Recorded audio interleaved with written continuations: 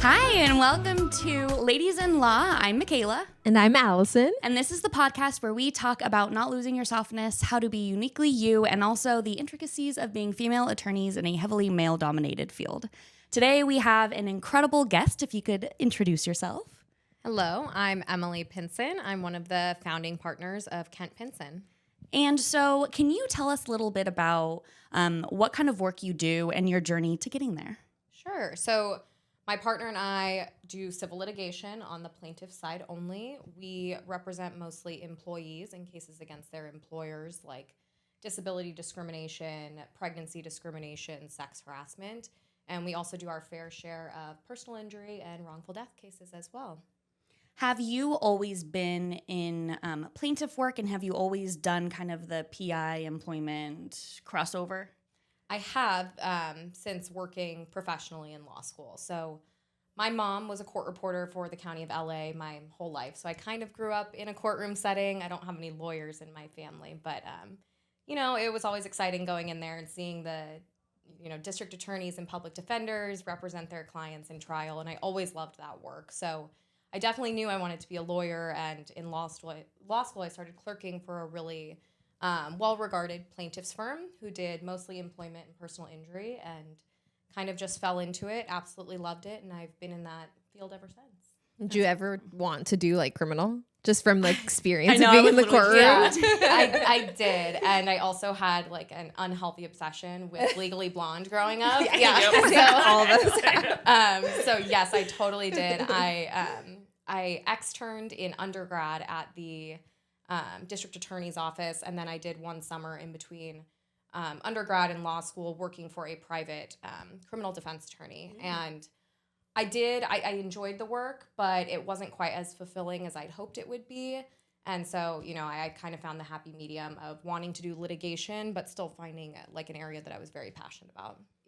That's so awesome that you've had the experience of both too, because I think, so I worked for the public defender's office throughout law school, and it is just such a different pace also. And so being able to kind of like, it's hard to know until you're like in it. So being able to experience that and then be like, okay, it's maybe not exactly what I thought it would be when I'm in it, but knowing that, and then like knowing, okay, I might want to look at something different, but also taking the parts of it that you liked. Right. It was a good experience, and I definitely wanted to try my hand. I thought I would really, really like personal injury, and I do, but I was actually surprised to see that I really loved and gravitated toward employment law. That's awesome. No, I think we talk about this in some of the other episodes, but like just trying a little bit of everything when you're in law school. Like I did a little bit of criminal defense, and I loved it, but I could not separate. Like I brought all that home, and It's I was hard. like, Yeah. I cannot like compartmentalize. So I think for people that are in law school, like it's great if you can try a little bit of everything and then figure out where you fit best,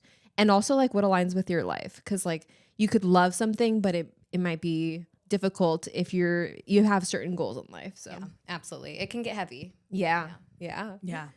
I think being an attorney can be Generally, yes, it can be heavy, heavy. but it's like so it is different in Right. terms of just like how much is expected of you to give of yourself too, or just like the kind of clients that you're working with. And I think in doing like plaintiff's work and doing like the employment and doing the personal injury, like there's probably like a lot of just like empathy that like you have within yourself to be able to show up for your clients too.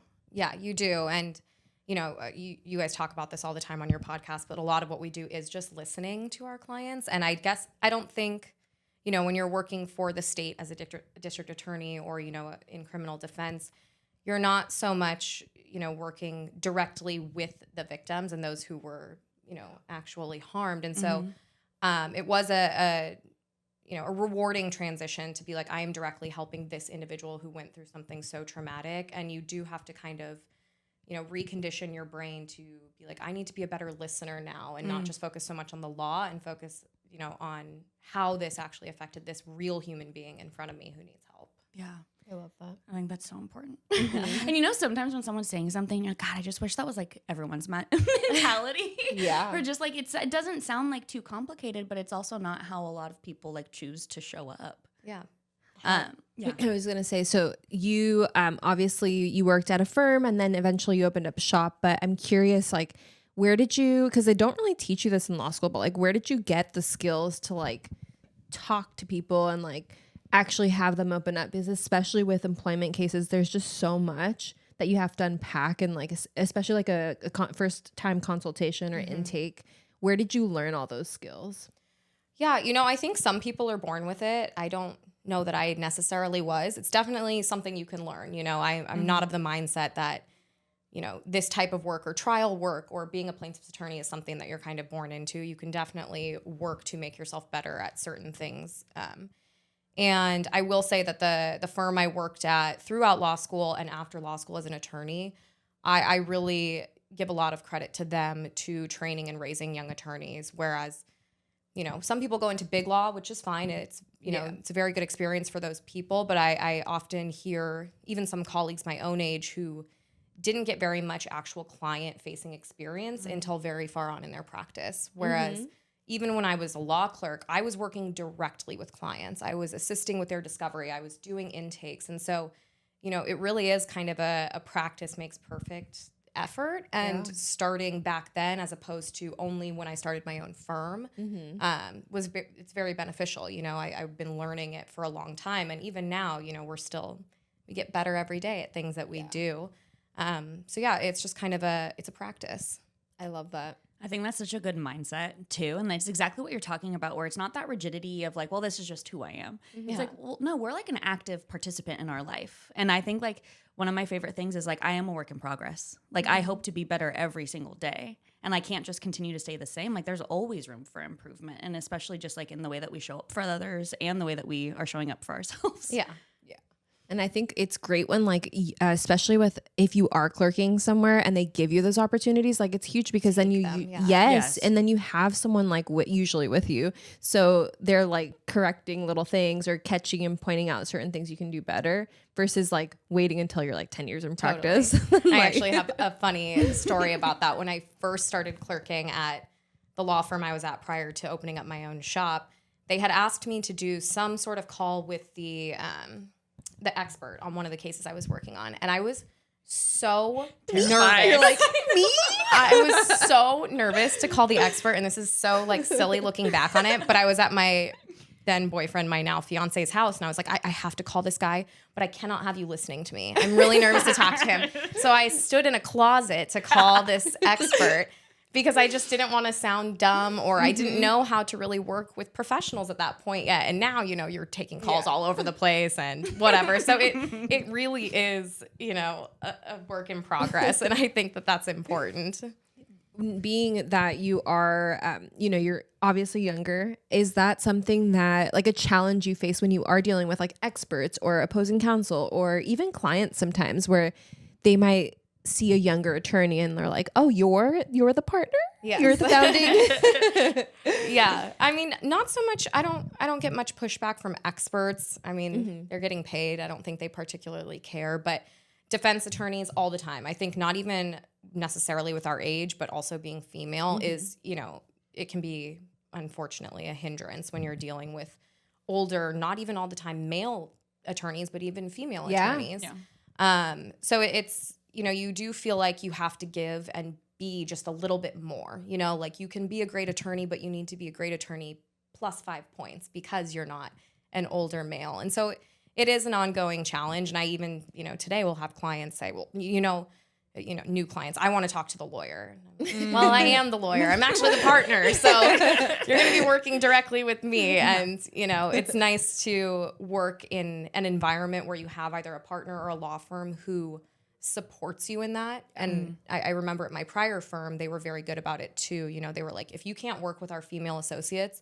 you're not a client that's fit for us. And wow, that's amazing. You need to be able to work in an environment who will, go to bat for you. Yeah. And I think a lot of the times it's like, it can, and sometimes it's like, you just have to teach your clients, and like, there's a lot of stigma that or preconceived notions that come with it. But like, I've had to be like, I know your file best. Like I'm more than happy to have you talk to my supervisor, but like, I am the one that's been taking every deposition and has talked to the experts, has done all the work. So like, I truly can give you the answer that you need if you really need to talk to my, and then they'll be like, okay, fine, I'll talk to you, and they'll kind of simmer down. But it's like sometimes that delicate balance where like you do also want to be like communicate that to them in a delicate way, because it's like, I know your file best, and like I've done everything on it. Yeah.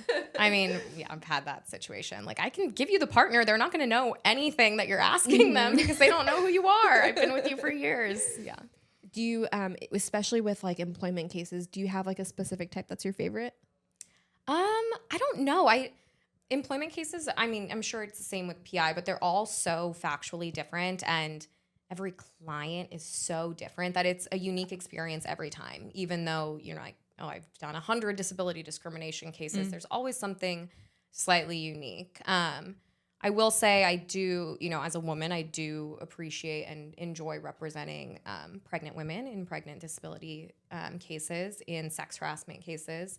But I also do really love disability discrimination, because it's also, it's something where you see these clients who have given years of their life to a company who then just like cut them as soon as they need a little bit of help. And so it's really sad and, rewarding to be able to help those people. Yeah. Yeah, definitely. And you've touched upon it a little bit, but you didn't just like start right out the get-go with your own firm, right? So what has your journey kind of been in working in a firm to opening your own? Yeah, it's been kind of crazy. So in a good way, all good things. I was with my prior firm for about 4 years total. So 2 as a clerk and 2 as an attorney. And I think I was just getting burned out. I kind of needed a bit of a change, but I didn't really have a plan. When I put in my notice, I was just like, I'm going to do some contract work for a while and see where like the wind takes me. And I did. And I was, making okay money, just, doing hourly work for some colleagues. And by this point, one of my colleagues from my prior office had been out on his own for about 6 or 8 months. And I was doing some side work for him. And at some point, after I had left my old office, he was like, look, my caseload's building up. I could really use some help. If you want in, now's the time to get in. And I had really never at that point contemplated, owning or starting my own firm. So, and I'm an extremely risk-averse person. Same. Feel that. So I mean, it was a lot of hours of discussion with him and how is this going to look, and, what is going to be expected of us as partners for each other, and what is needed, and, can we afford to do this? And am I going to be homeless? Like, like we're not, in plaintiff's work, we're contingency fees, so we're not getting hourly work anymore.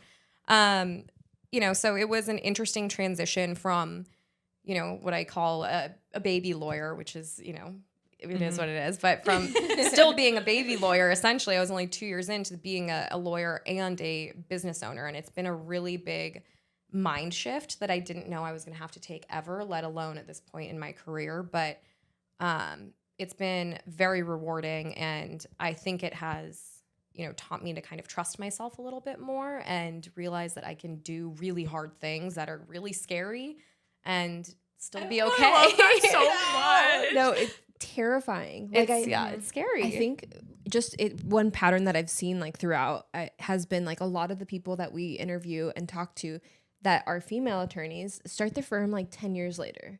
And like there's always this like second guessing. So I love in your story specifically, like you just did it pretty early in your career. So it's amazing. It's like you deserve to bet on yourself. Yeah. And I think like we're so good at talking ourselves out of that, where it's like, am I ready? Do I know enough? Yeah. And it's like, why? Like, why do we doubt ourselves to that like level? Whereas like a lot of the time, like you just kind of learn as you go anyway. Which exactly. You're doing it whether someone's supervising you or whether I always joke with me and my partner, we're still supervising each other. Like it's very nice to not be doing it alone, certainly. But yeah, I mean, bet on yourself. If you can take the risk, it's not something you have to just like wake up one day and do. You need to make sure you can survive. But yeah, it's something worth doing if you can. Yeah, definitely. And I think that sometimes it's like, well, I'll do it when I know enough or when I feel like I'm ready. And it's like, are we ever like 100% ready?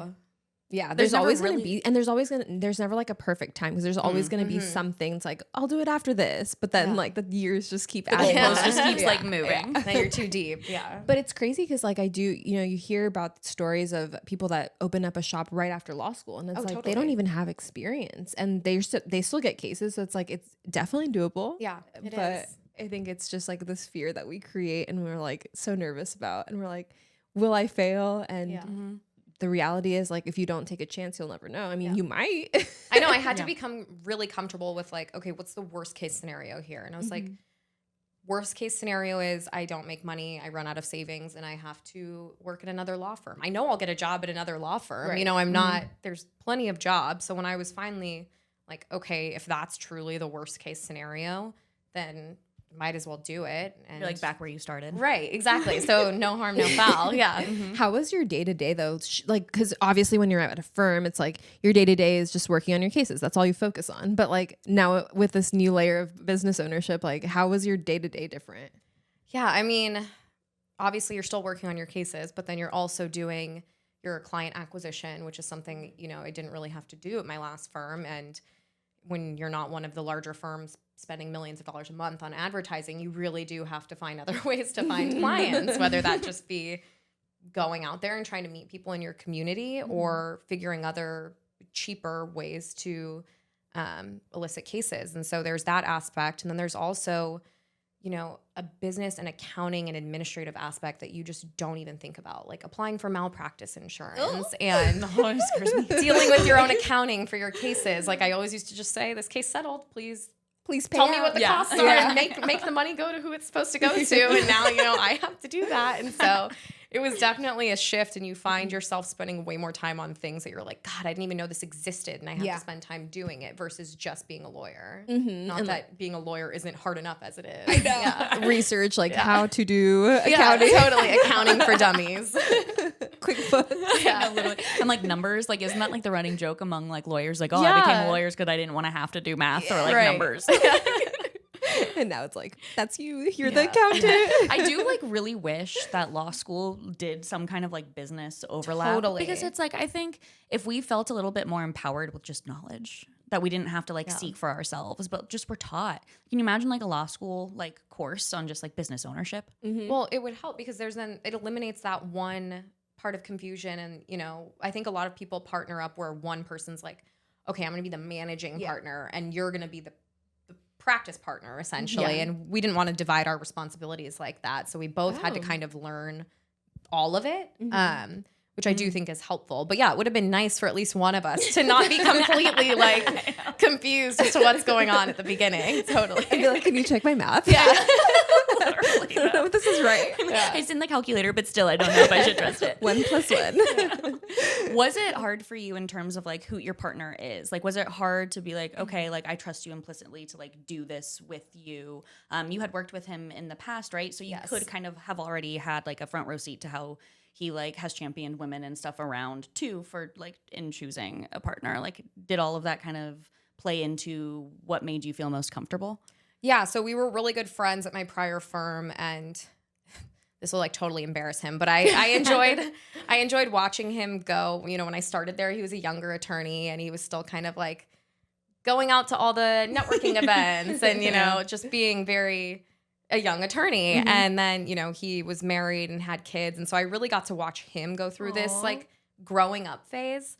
Adulting. And yeah, seriously. And then I was like, oh, this guy's actually a really good lawyer too. He's not just a fun time. And so then when he went off on his own, like I said, you know, we stayed in touch. And then when I left, I started helping him as well. And it was important to me that he, you know, not that I didn't believe that I couldn't have done something like this, start my firm, but to be approached by someone who's, you know, he's older than me, been practicing almost 10 years, and be like, hey, I think you can do this and I want you to do this with me.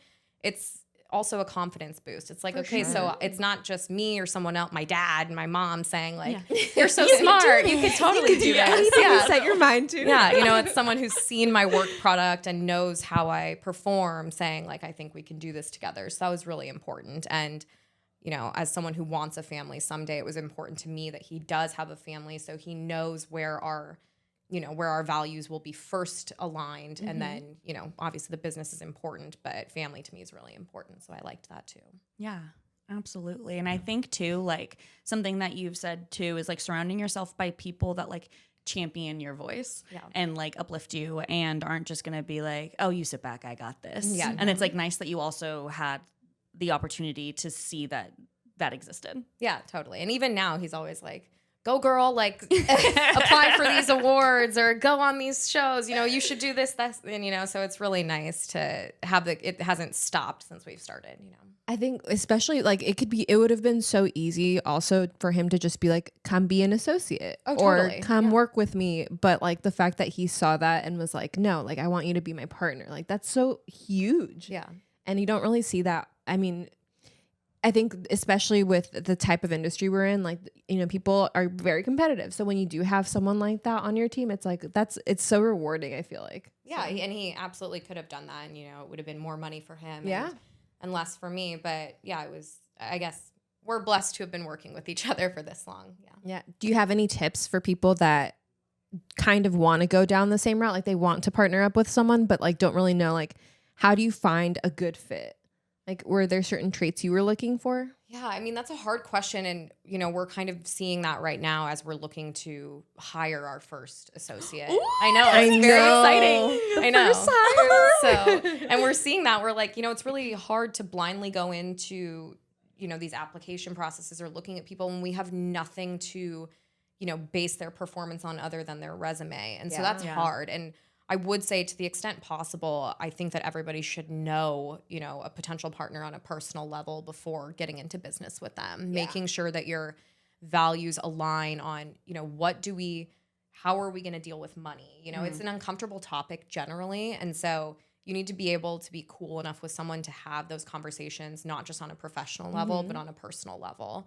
And I mean, it's a job, but like you want to have fun. I'm really glad that we like you actually like him. Yeah, that I like him as a person and I enjoy hanging out with him and his family. Like his wife is great, so it's really nice to, you know, have a friendship with somebody. And I mean, these people are going to be a pretty big part of your life. So to the extent possible, they should be someone that you actually enjoy being around and not just someone that you can run a successful business with. It's almost like a marriage. It kind of is, because like you're sharing in like I mean, I don't know, certain people might not know this, but like you share in the profits, but you also share in the losses. Oh, totally. And so if something hits the fan and like, you know, things go very sour, like you have to be ready to, and hopefully have had those discussions. And then it's also like, it can't just be a friendship. Like you have to trust this person on a professional level. So I just love how like you guys were able to find like this really good partnership and hearing all the things that you thought about. Cause like maybe for certain people, like they're not even thinking 10 years down the line, like I want to have a family or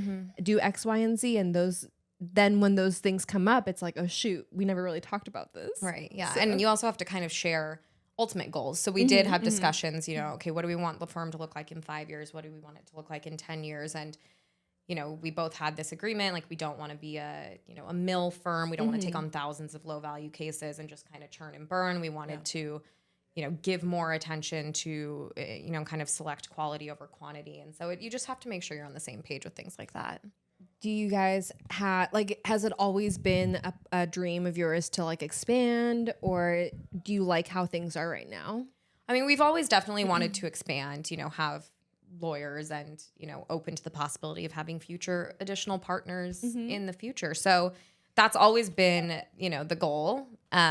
It's finally happening, which is exciting. That's so nice. I know, I was like, wow, like a little vision board of the next 5-10 years are gonna look like. I love that, the forward thinking. I know. I hear the first hire is like the most like, you're just like, whoa, like we're hiring someone. Yeah. Like, what? This isn't just like us two, you know, starting. Plus, then you get used to just having like the two of you in office, and it's like, oh, now we're gonna have another person that is, and how's that gonna shift the dynamic? You know, is that gonna is it gonna be negative? Is it gonna be positive? It's just a scary next step. I'm just like so happy that you are here and sharing this with us. And I think that this is something that like I wish was just more attainable, or like not that it's not attainable. I feel like I want it to feel like it's more attainable to people. And so just the fact that you've given these tips and talked about like the way that your journey has led you here, I think will help a lot of people just feel like they can do it too. And just hearing your story too, like, and seeing you, like, I think just having that representation, like for younger attorneys that are maybe still in law school, like it's so exciting to hear. And it's like, you don't have to wait 20 years practicing before you go and do something like this. So it's amazing. There's no blueprint. Yes. No. And just bet on yourself. Yeah. Thank you guys so much for tuning into this part 1. We will have more of Emily in part 2, which you will get in 2 weeks. Stay tuned. Bye. Bye.